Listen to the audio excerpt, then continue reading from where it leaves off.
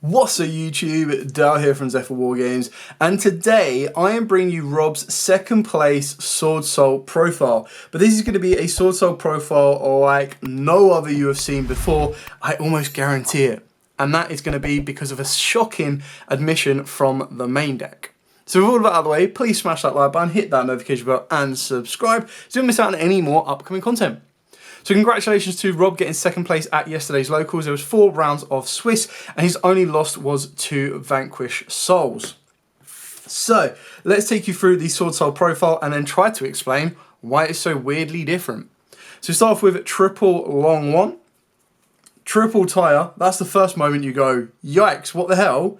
And then the part that makes no sense to me whatsoever, one Moyi. Now, this is so controversial, it's unreal. Basically, where this originated from is back in the day, while these were all really expensive, Rob built the deck, but he built it on such a budget. He played so many more Tenyis. It's probably arguably more of a Tenyi Swordsoul deck than it is a Swordsoul Tenyi deck. They played on such a budget, which means there is no Ecclesias, and he only was able to get one Moyi. And he played it with Moyi. He actually ended up getting an invite to Euros, playing one Moyi, which was unreal. And the reason for that is because so many people were expecting Moyi to hit the board or Moyi to be the main core, that every time they saw other stuff, they were like, okay, I'll wait for the Moyi, I'll wait for the Moyi, and it never came. His explanation as to why he keeps it this way, and it's not because massive budget, because he was playing Baron de Fleur as well, is the fact that his playstyle is so different. He's not mastered the deck, but he plays it in such a different way, and it's not just like this past locals where he got second place. The locals before that, he ended up getting first, which is absolutely insane, with the exact same deck. So it's absolutely crazy that he's managed to do it again, but like his playstyle would usually be that he would use Tyre as the normal summon, Tyre would send Moyi, and then he would go all out aggression by bringing back the Moyi off of something like Baxia after he's already cleared out the board, and then use Moyi to trigger the effects for draws and everything else. So it did incredibly well for him, it's done incredibly well for him, and if it was just like a one-off, I'd be like, it was all pure luck. But the fact that he did it again and again, and I was like, yo, what's your list? Please tell me you've got 3 Moyi now. I was like, no, I've still got 1 Moyi. I was like, this is insane. So I thought I'd profile for all of you to show that technically you can play it as a Tenyi Swordsoul build and still do very, very well, as long as you know the ins and outs. So, that being said, because you need to max out on the Tenyis as they are the cheaper alternatives, triple Ashuna, triple Adhara, and of course, triple Vishuddha, alongside the single Shafana. All pretty straightforward on that one. Obviously, he maxes out on them. And the thing that makes this so crazy is that he doesn't mind wormlocking himself. Like, Baron is just like a secondary thing going in games 2 and 3 if he's worried about Nibiru. Because all he was really doing is, like, you can very easily go special summon down Ashuna, turn that into Monk, and then all you need is either Adhara or Vishuddha in the hand to special summon either of those, and then you banish the Ashuna to get the missing piece, sync into your Yugioh, and then off the back of your Yugioh, you get your normal summon of something like Tyre or Long One. And then you're just going Long One and then Supreme Sovereign, and you're just sitting there burning your opponent down while also controlling their board state, which is absolutely insane. Also for hand traps, he was playing triple Veiler. Now Veiler is actually another very good kind of combo piece because Veiler plus Vishuddha also gets you a level 8 synchro. So if you're trying to clear a board, it can get you to a one spin Baxia, which is really important. It can also get you into a Yugioh, and it can also get you into a Berserker of the Tenyi. So just this, if you don't have any other normal summon, can actually get you started, which is really kind of cool. Plus, Veiler is still kind of a good hand trap. It's obviously not so good in the Vanquish Soul matchup because they can keep dodging stuff. But when he was also playing Veiler and Imperm, it was one of the ones where it's like, okay, activate Imperm, chain to dodge out, and then they go, okay, activate Veiler. So he was able to double negate, which is really important. And then the final one is triple Ash Blossom, pretty generic on that. For the spells, triple Emergence, just consistency card. If you want to get to your 1 Moyi, by all means go so. Yeah, I mean, the Moyi is still absolutely mind-blowing, but it just works. This is what I'm trying to tell you. Yes, okay, if you have access to free Moyi, don't not play free Moyi. But if you're like, yo, I can't get hold of Moyis, Ecclesias are still really cheap, so there's no excuse for him not to have those. But again, if it works for him, it works. 2 Heavenly Dragon Cycle and triple Vessel. So again, more on the Tenyi side than on the Swordsoul side, really. Double Pot of Desires, God, you want to hope you don't banish that 1 Moyi, bro. Double Summit, so of course, like I said, the whole play was off of Tyre, if he really wanted it, send the Moyi, and then Monster Reborn the Moyi with Summit. And then, of course, off the back of that, you're able to just kind of continue your level 8 synchro plays.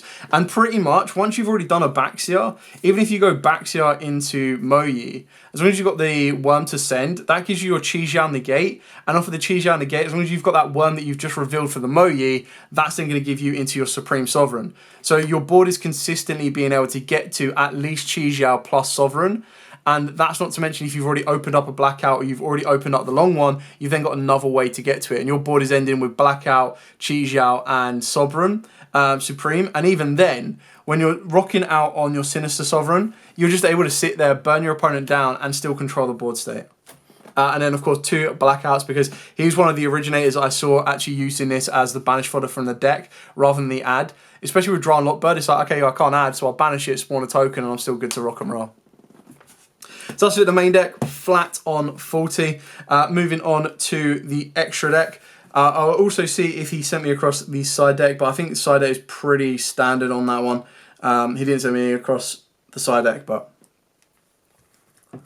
So for the extra deck, of course, we've got the 1 Supreme Sinister, we've got the 1 Supreme Sovereign, we've got the Baron de Flor, which is why I can't understand why there's not 2 more Moyis, but it's kind of one of the ones where he's got hold of Baron, and rather than a lot of people which will say, sell the Baron and get the 2 Moyis, he's like, no, I'd rather hold the Baron than get the 2 Moyis.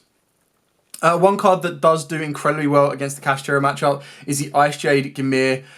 So the week before this one, where he ended up winning the entire tournament, the final match was against Cash, and he's obviously practiced this a lot, because literally, against Cash, you don't make this, you don't make this, you just go straight for this, and it's so hard to deal with.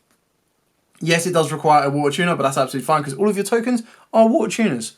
So, quick effect, you can activate this effect. Face-up monsters you control cannot be destroyed or banished by your opponent's card effects. It's literally just like, bro, you ain't Fenrir like getting rid of the board.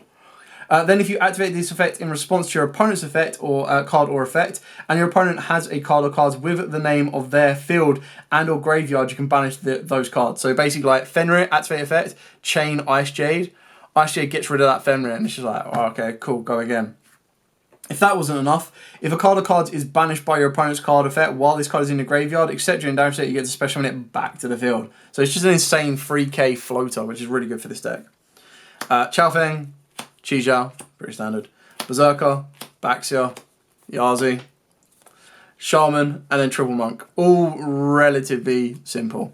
Now, I'm not saying that this build is the perfect build for Swordsoul. It was just such a weird concept that I thought, you know, I'll show this to you guys, because there's a lot of people out there like, oh, I can't get hold of the last 2 Moyis, I can't get hold of Baron. Well, very simply, if you can't get hold of Baron, do not worry. Even with Rob's playstyle, his main go-to, because he's playing more Tenyis, is to lock himself under the Sinister Sovereign. So that's absolutely fine if you don't play the Baron.